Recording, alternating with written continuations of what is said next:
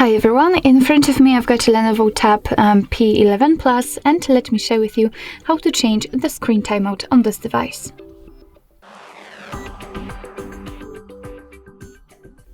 So first of all, let's open the settings, and here we have to scroll to find the display.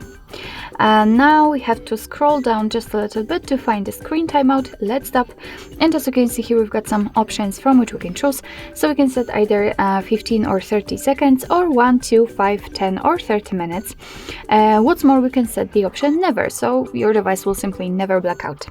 Currently we've got the 30 seconds option applied. As you can see, this option is marked, and this option is a little bit too short, too quick for me.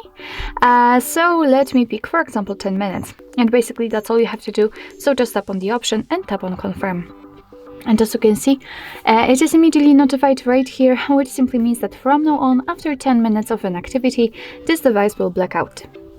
So actually that's all, and this is how to change the screen timeout in your LENOVO Tab P10 Plus. Thank you so much for watching. I hope that this video was helpful, and if it was, please hit the subscribe button and leave the thumbs up.